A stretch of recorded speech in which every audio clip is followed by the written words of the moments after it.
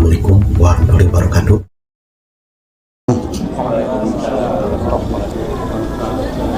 Bismillahirrahmanirrahim. La haula wala quwwata illa billah. Asyhadu an la ilaha illallah wa asyhadu anna Muhammadar Rasulullah. Allahumma shalli ala sayyidina Muhammadin wa ala alihi wa sahabatihi ajma'in, amma ba'd. Hadirin hadirat rahimakumullah, khususan pengantin, saya ingin mengatakan bahwa hari ini kalian berdua, Ananda, Dika dan Tino, sudah menjadi suami istri yang sah. Kami sebagai saksi hidup, ya. Kemudian juga pernikahan yang di samping sah juga direstui oleh keluarga besar, diakui oleh masyarakat, dan juga dibenarkan menurut undang-undang yang berlaku. Dengan ini saya ingin menyampaikan sebagai pembekalan, ya, semua juga ada pembekalannya. Sebelum melangkah jauh, pada detik awal ini ingin kami bekali, dan ini khusus untuk pengantin. Bapak-bapak, ibu-ibu hanya boleh mendengarkan. Bukan mendengarkan. Penting bahwa tadi telah dibacakan ayat-ayat Al-Quran oleh Bapak Kiai Haji Mas Hadi. Ya, wa min ayatihi, ini ayatnya sangat singkat sekali tapi cukup padat sekali. Dan ayat ini merupakan ayat favorit yang selalu dibaca dalam acara pernikahan. Bahkan tidak sekali, berulang-ulang sampai 6 kali.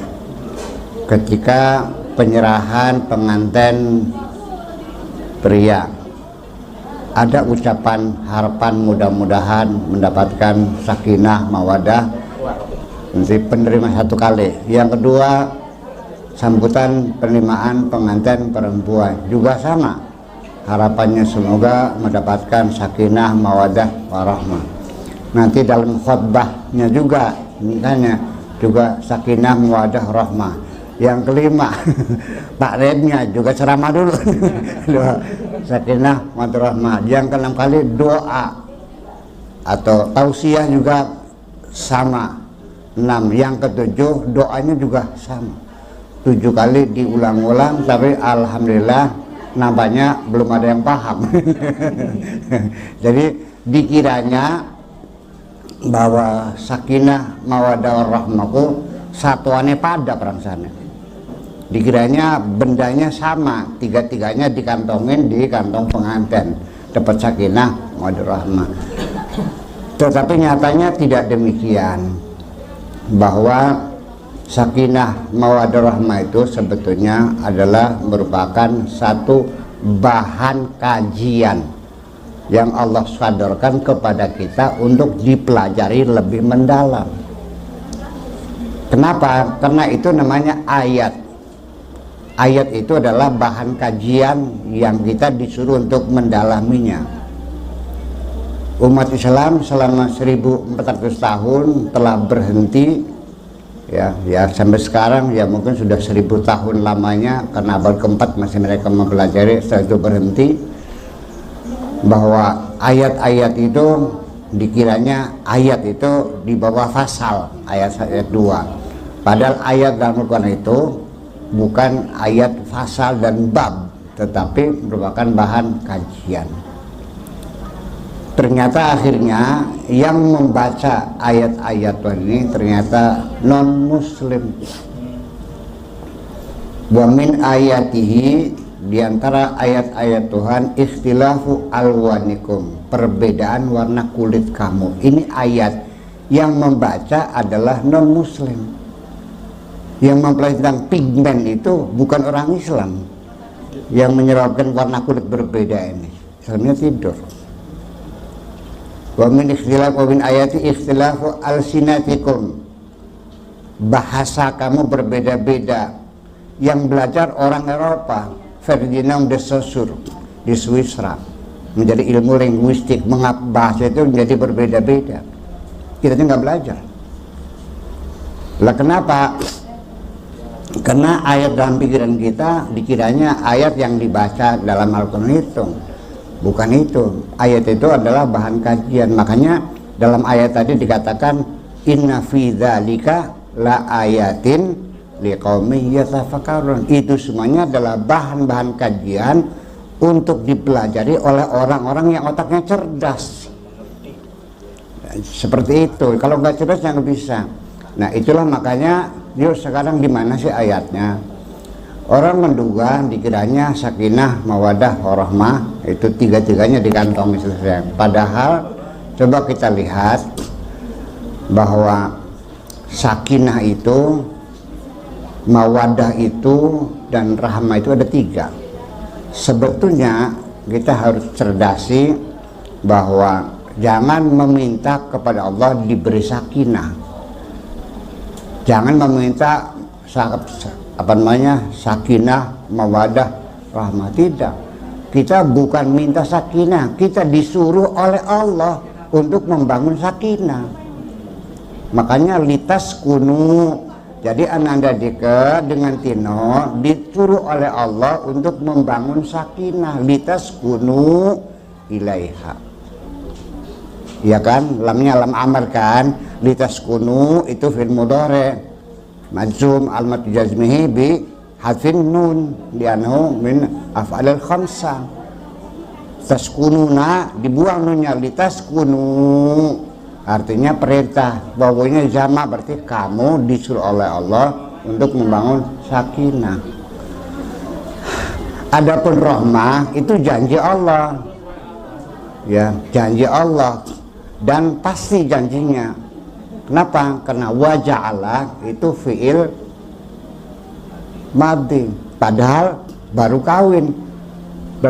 Berarti sesuatu yang bakal terjadi, fi'il mudhari namanya, future tense. Tetapi kalau sudah dapat dipastikan menggunakan past tense, menggunakan fi'il madhi. Jadi pasti, percayalah. Jadi tugas kamu bikin bangunlah sakinah saja dulu. Allah janji nanti bakal dikasih mawaddah dan terakhir dikasih rahmah. Itu ini untuk berdua supaya jadi bahan, karena ini bagus sekali nih. Apa ini? Acara yang sakral ya, cukup sekali untuk selamanya. Pakai salad. Setuju. Iya.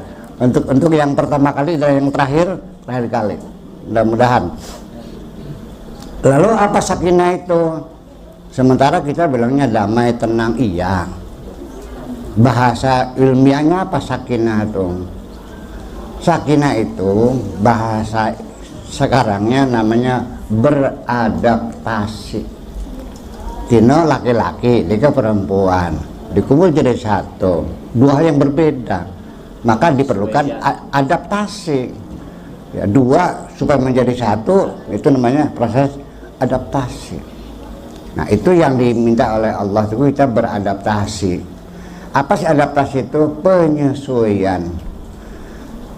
Nah kita bersyukur kepada Allah Subhanahu wa Ta'ala, sekalipun kita disuruh beradaptasi juga ternyata tidak seluruhnya, hanya sebagian adaptasi saja. Yang adaptasi yang lain itu sudah automatically kita terima beres, Allah yang bekerja. Ada berapa macam adaptasi? Ada namanya adaptasi fisiologi. Adaptasi fisiologis ini kita tidak bekerja. Adaptasi neurologis itu kita tidak bekerja. Adaptasi morfologis itu kita tidak bekerja. Dia berjalan sendirinya. Artinya begini, adaptasi morfologis ini burung yang makannya ikan dengan sendirinya lama-kelamaan akan membentuk paruh yang panjang. Kucing Kliwon dibawa ke Moskow, lama-lama bulunya lebat, beradaptasi. Nah itu seperti itu. Nanti ketika Tino dan Diki terjadi keserasian, keharmonisan, kemesraan, lama-lama wajahnya mirip-mirip. Iya, makanya kan orang kalau suami itu mesra seperti kakak beradik, seperti kembaran. Pernah memperhatikan nggak? Itu tampil adaptasi secara kasat mata kelihatan. Nah jadi ya, tidak bisa dipungkiri itu sebenarnya kita tidak bekerja. Adaptasi fisiologis sama. Ini keluarga kesehatan ya. Ya kesehatan. Mungkin tahu bahwa dokter ketika terlalu sering kepada pasien itu memberikan antibiotik berlebih-lebihan, lama-kelamaan kuman-kumannya itu beradaptasi dengan antibiotik itu, beli mumpan gitu. Iya, nanti akhirnya apa?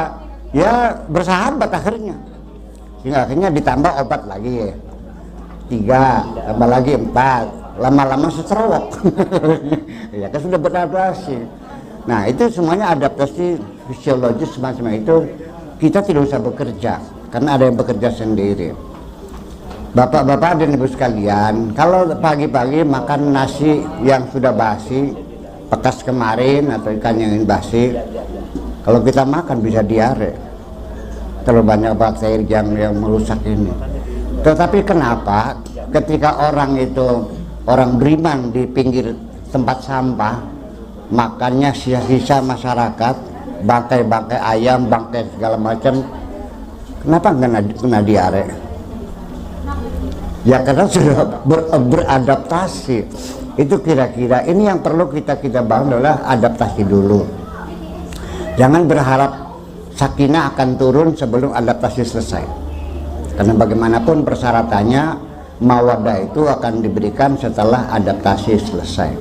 Dan saya berharap kira-kira 6 bulan ke depan Ananda Dika dan Tino ini sudah selesai adaptasi selama 6 bulan. Kok lama banget? Memang iya. Iya, karena adaptasi macam itu. Nah bapak-bapak dan ibu sekalian, di dalam tubuh kita ini diberikan potensi adaptasi oleh Allah Subhanahu wa Ta'ala. Bahwa ini Pak Dokter, begitu cek darah orang, kok leukositnya tinggi banget sih, itu pasti ada infeksi. Betul nggak? Iya, kita bikin enggak. Dia bekerja sendiri. Nah itu adalah adaptasi yang berikutnya, adaptasi neurologis berbahasa Arab. Mungkin Ananda Dika akan terganggu pada hari-hari pertama kalau Ananda Tino-nya kalau tidur mendengkur. Ya kan gitu. Lucu banget. Ya baru ketahuan setelah tidur bersama mendengkur.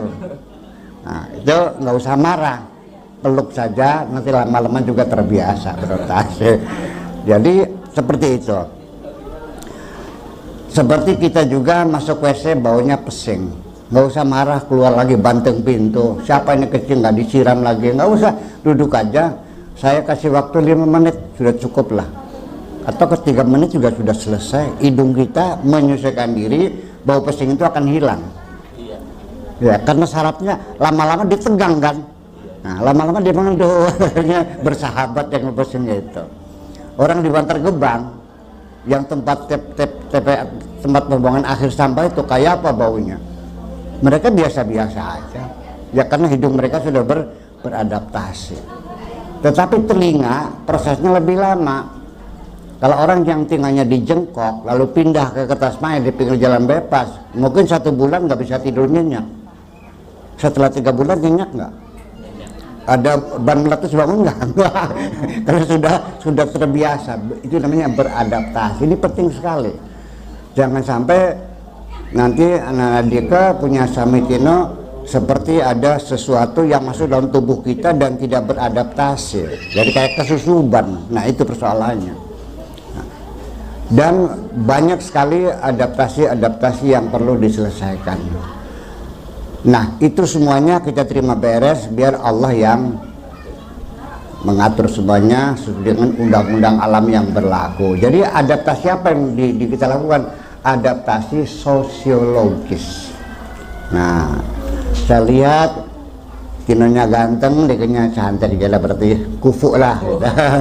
Usianya juga ya tidak berjauhan lah. Itu artinya bahwa saya lihat bahwa ini proses adaptasinya insya Allah akan lebih cepat. Sesuai lebih cepat karena sudah ada kesetaraan. Nah, sama-sama berpendidikannya, sama-sama cakepnya, ininya cantiknya sama, usianya sama, bahasanya. Tinggalnya di mana? Subang. Subang ya? Sunda, Pak, ya Sunda. Nah itu beda bahasa. Nanti juga harus beradaptasi. Jadi sekalipun di Subang bahasanya Sunda ya, harus belajar bahasa Dermayu. Kira-kira bisa ngomong kirik Semarang.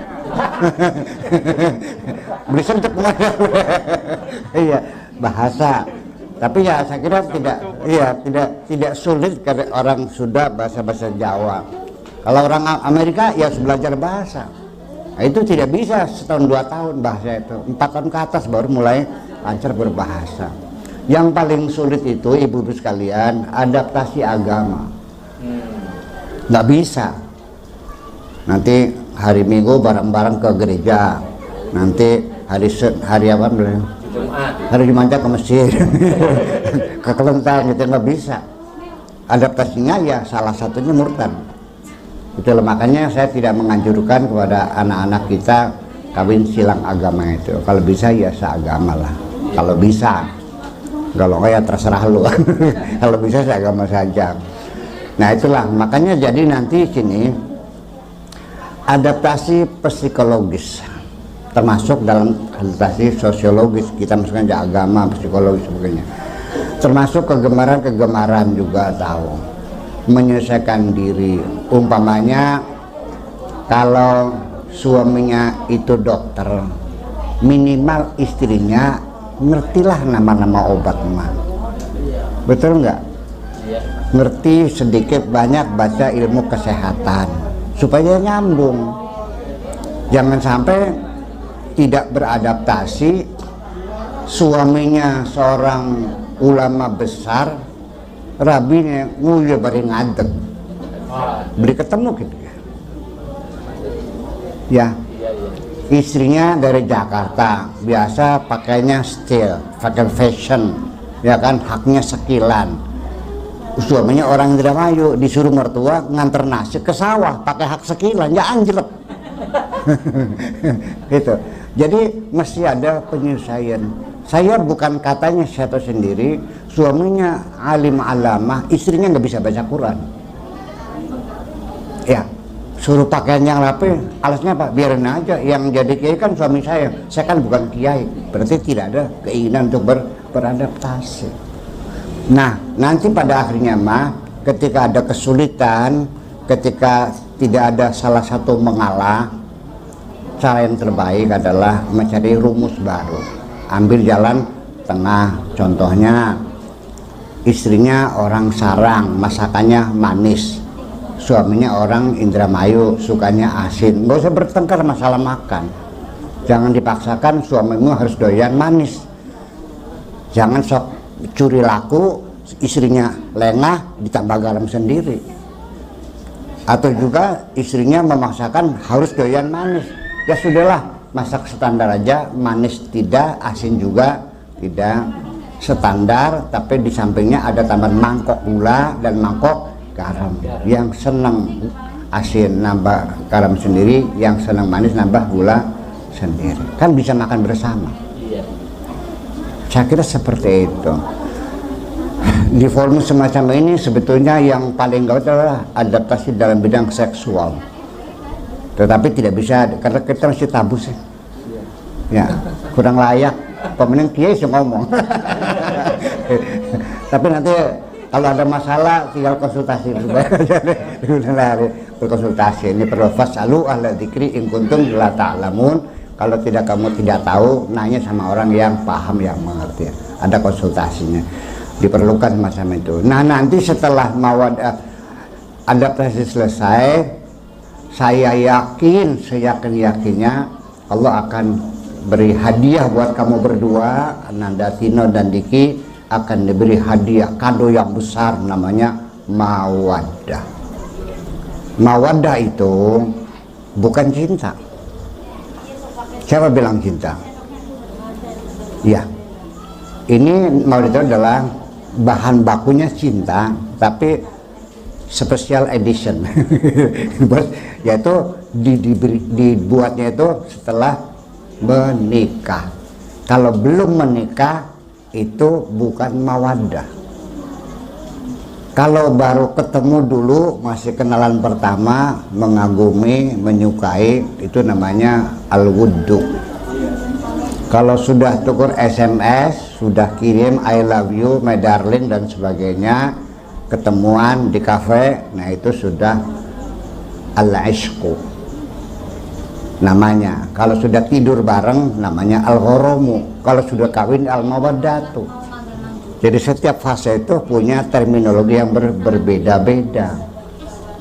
Mang Haji Shihab, boncel anakan boncel gabus yang sebesar jarum namanya apa? Segede jarum. Bayong. Wong kerudung itu sudah. Bayong. Nah, kalau sudah segede jempol namanya apa? Kincling. Segede lengan boncel. Segede paha deleg. Deleg namanya. Nah itu, jadi namanya berbeda. Kenapa dibedakan? Apa saja kalau sudah berbeda dari aslinya, itu tidak bisa tidak harus diberi nama yang berbeda. Untuk minum namanya gelas, kalau ada pegangannya namanya cangkir. Kalau bentuknya gede, muk. Kalau pegangannya panjang, gayung. Semuanya bisa buat minum, tetapi namanya berbeda-beda. Nah, maka mawaddah yang kalian harapkan adalah cinta yang special edition, ya, dibuat khusus oleh Allah setelah menikah, satu, dan kedua setelah sakinah selesai. Kenapa beda? Yuk, saya mau membedakan sama ibu-ibu pas kalian pengantin. Ketika kita masih pacaran belum kawin, cinta enggak? Enggak. Bukan mawaddah. Bisa al-isku, bisa al-wuddu, bisa al-gharam. Setelah kawin namanya bukan gharam, bukan ishq, tapi mawaddah. Kenapa? Karena berbeda.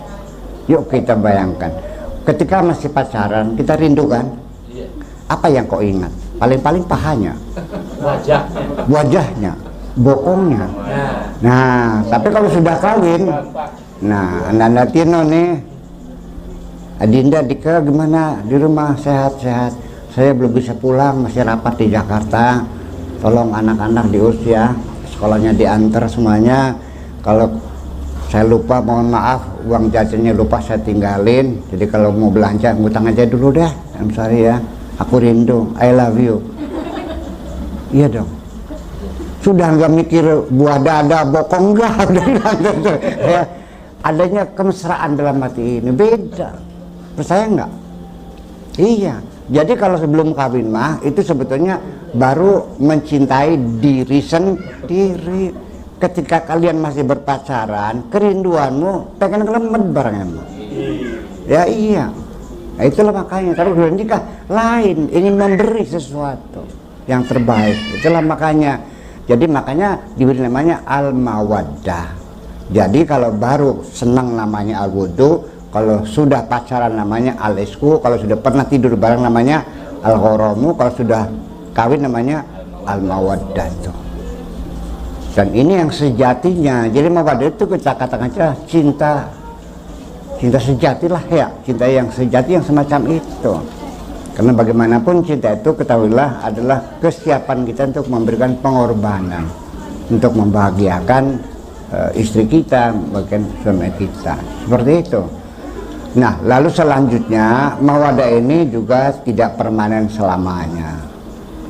Kullu man 'alaiha fanin, semuanya akan hilang, akan habis. Cinta juga nanti, mawaddah juga akan digerogoti, perlahan-lahan akan menghilang. Yang perlu diwaspadai adalah jangan sampai rohmah itu di penghujungnya terjadi secara terjal. Jadi diusahakan ketika mawadah hilang itu secara melandai, nanti akan muncul rohmah. Yang paling berbahaya adalah fase yang ketiga, mawadahnya hilang, rohmahnya nggak nongol. Itu yang menyebabkan bengkerenan tuh. Sudah nenek-nenek, kakek-kakek bertengkar aja. Iya, manggil istrinya mboke bocah, indung sia. Kan gitu. Nah, ini tidak ada kemesraan. Nah, makanya oleh karena itu kegagalan itu karena mawadah hilang, rohmanya nggak nongol, jangan sampai terjal. Nah, oleh karena itu di mana letak keberhasilan membangun rumah tangga? Intinya adalah ketika Anda mampu memperpanjang durasi daripada mawadah ini. Dari sejak kawin terbangun mawadah, namun kemudian sampai umur 60-70 tahun masih mawadah. Menjelang umur 80-90 baru muncul rohmah. Kalau rohmah itu sudah nggak ada gairah seksual, yang ada keterharuan, rasa iba, rasa sayang, nangis bareng, turu bareng.